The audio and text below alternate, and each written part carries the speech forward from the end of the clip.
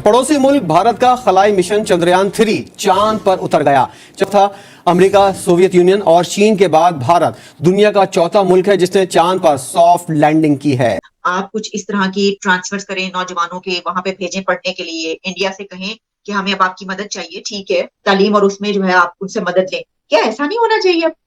India इस time चांद के ऊपर है और आप इस टाइम जमीन के ऊपर हो। आपके झंडे पे चांद है। आपकी शक्ल, आपकी अकल, आपकी, मैं कहता हूँ शर्म आनी चाहिए आप लोगों को। बहुत बड़ा लैंडमार्क उन्होंने अचीव किया है। इंडिया चौथा मुल्क बन गया है जिसने मून पे सॉफ्ट लैंडिंग की और पहला मुल्क बना है जिसने मून के साउथ पोल पे जाके लैंड किया है, जिसके मेरे ख्याल से वो मुबारकबाद के मुस्तहक है। 615 करोड़ रुपए का ये प्रोजेक्ट था चंद्रयान 3 का, पहले फेल हुआ 2019 में चंद्रयान 2। तो मेरे ख्याल से उन्होंने जो इन्वेस्टमेंट की है अपने लोगों पे, साइंस एंड टेक्नोलॉजी में, स्पेस सेंटर्स में, उसके नतायज आज वो देख रहे हैं। या आपकी नफरतों से भारत को कोई फर्क नहीं पड़ता। आप अपने कान और आंखें बंद करने कोई फर्क नहीं पड़ता। वो they have gone to the next level. जो आपकी बियॉन्ड इमेजिनेशन है वो वहां तक पहुंच चुके हैं। वो आपकी नफरतों से उनको कुछ नहीं होगा। बस हमारा एक ही जी, हम पाकिस्तानियों का एक ही जी थे। IMF से कर्जा ले लो, उसके बाद जी जो परेड होती है वाघा बॉर्डर पे, उसमें जी हमारे वाले फौजी की जो टांग है ना, वो इंडिया के फौजी की टांग से ऊपर होनी चाहिए, जिसका जी हम पता नहीं उसमें अजीब ही प्राउड फील कर लेते हैं जी। फिर सर यकीन करें कि जिस पल का हमें इंतजार था वो पल हमारी दुआएं रंग ले आई। चंद्रयान सर कामयाब हो गया, सर लैंड कर गया, तिरंगा लहरा दिया भाई, तिरंगा चला गया चांद पे। मुजम्मिल की हार्ट बीट ना ये होती थी जब भी चंद्रयान 3 पे मुजम्मिल बात करते थे, मुजम्मिल कुरैशी।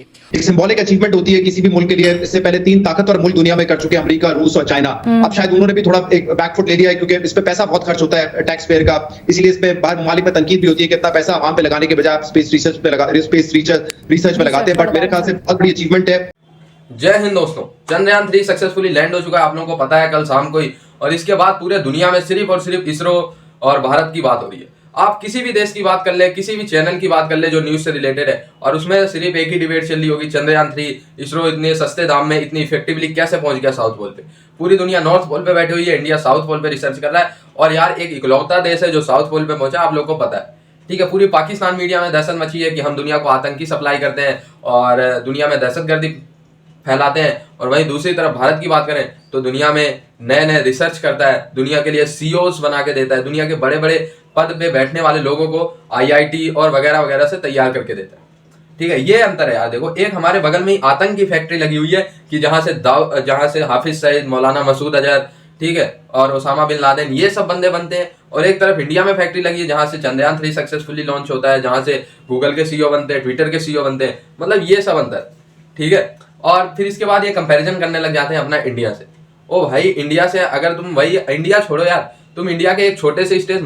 आप कुछ इस तरह की ट्रांसफर्स करें नौजवानों के, वहां पे भेजें पढ़ने के लिए, इंडिया से कहें कि हमें अब आपकी मदद चाहिए, ठीक है, तालीम और उसमें जो है आप उनसे मदद लें। क्या ऐसा नहीं होना चाहिए? बिल्कुल ऐसा होना चाहिए, बिल्कुल ऐसा होना चाहिए, 100.10%। लेकिन कारोबार है, मजहब और डिफेंस, उसके साथ ये दोनों कारोबार है पाकिस्तान। उस कारोबार का क्या करेंगे आप? It's a proud moment for all of us Asians, South Indians, क्योंकि हम साउथ एशिया से हैं, साउथ इंडिया तो खैर साउथ एशिया से हैं।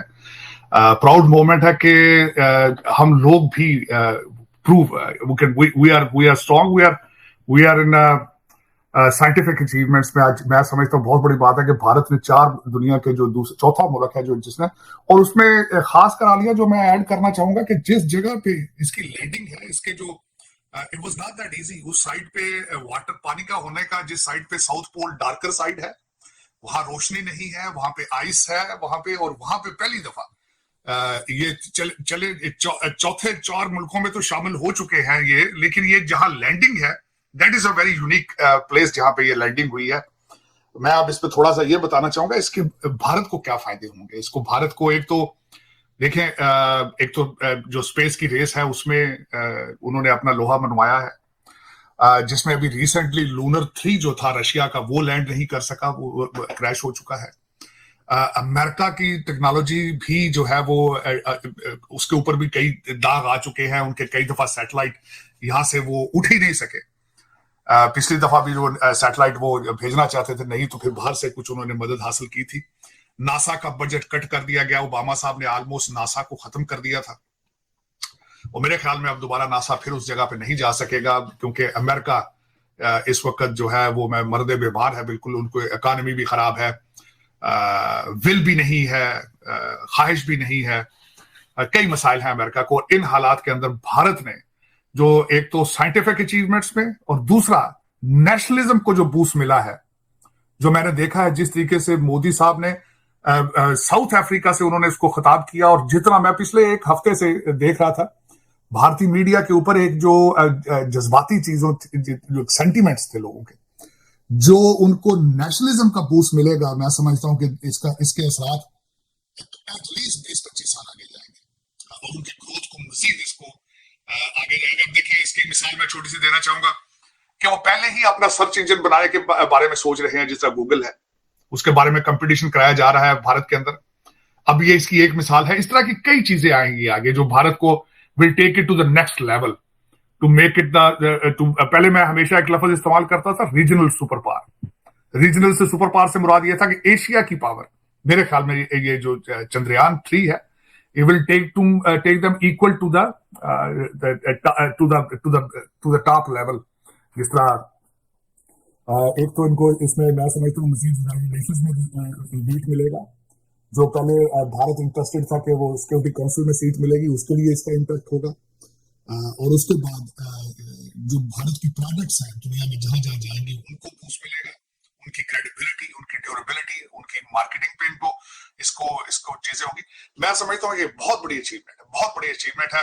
मेरे तो यार मेरे रोंगटे खड़े हो गए। पता है मुझे वो दौर याद आया जब ब्रिटेन हमें कहा करते थे एक कुत्ते, इस तरह करके कहा करते थे। आज दे आर नॉट, ब्रिटेन नहीं पहुंचे, आज द वी इंडियंस। यार यकीन करें ये सिर्फ इंडिया के लिए नहीं, ये सब पूरी दुनिया, पूरी इंसानियत के लिए। आप यकीन जाने बांग्लादेश, पाकिस्तान, अफगानिस्तान, ईरान, ये मैंने कहा वो ग्लोबल लीडर बन गया। नासा दिखा रहा है, रोसकोस्मोस जो रशियन इनकी सैटेलाइट एजेंसी दुनिया दिखा रही है। देखें हमने आपको पहले बता दिया था रशिया कर रहा है मिसाइल एक्सपेरिमेंट और इंडिया कर रहा है ह्यूमैनिटेरियन बेसिस पर। देखें ये इंडिया पाकिस्तान, ये हमारा एक कल्चर रहा है कि जो शुभकामनाएं होती हैं, जो खुशी होती है, उसे किसी खास अंदाज में मनाया जाता है। सर पूरी दुनिया मना रही है, पूरी दुनिया। ऑस्ट्रेलिया विशेष दे रहा है, यूएई विशेष कर रहा है, पूरी दुनिया को खुशखबरियां सुना रही है इंडिया को। लेकिन नो डाउट इंडिया ने बहुत बड़ा काम किया और पूरी इंसानियत के लिए काम किया। सर देखें आप जैसे भाई जिनके लिए दुआएं करते हैं और इंडियन जैसी टीम, उन जैसे प्राइम मिनिस्टर, इंडिया, मैं किसी का मजाक नहीं उड़ा रहा, इमरान खान जान जो कहते थे ओ मोदी हिंदुत्वा, वो आज लैंड कर रही है अटक जेल में। चंद्रयान 3 लैंड कर रही है चांद पर। और सर एक बहुत बड़ी खबर देता जाऊं, हमारे फवाद चौधरी साहब जो थे सर, उनका साइंस एंड टेक्नोलॉजी के जो मिनिस्टर थे, जी उनका सॉफ्टवेयर अपडेट हो गया। सर रात को उनका एक ट्वीट आया, कहने लगे कि भाई जो हमारा पड़ोसी मुल्क है इंडिया बहुत बड़ा काम कर रहा है, उसको अप्रिशिएट करें। पाकिस्तानी टीवी को भी चाहिए कि वो लाइव चलाएं ये चलाएं। तो अब पहले उनका जो मौकिफ कुछ और था, अब कुछ और हो गया, क्या वजूहत हैं? देखें हमने अपने प्रोग्राम में कहा था कि अगर आप आंखें बंद कर लेंगे, आंखों के आगे हाथ रख लेंगे, चांद छुप नहीं जाएगा। जो चांद पे वो आपको देख रहा है, तो देर आए दुरुस्त आए। वेलकम फवाद चौधरी, हम आप पूरा हिंदुस्तान, पूरी दुनिया आपको कहती है वेलकम। अगर आप क्रिटिसाइज़ कर रहे थे, आज आप अप्रिशिएट करें, तो देर आए दुरुस्त है। अगर लैंड करने के बाद आपने अप्रिशिएट किया है, चलें तब भी बात बनती है। सर सुबह का भूला शाम को घर आया। मणिपुर से भी कंपैरिजन नहीं कर पाओगे, ठीक है, इतनी मैं बात बता रहा हूँ। मणिपुर में हिंसा हुआ ना, तो लेकिन उससे ज्यादा हिंसा तो पाकिस्तान में डेली होता रहता है, ठीक है, अगर कंपैरिजन की बात कर ले तो।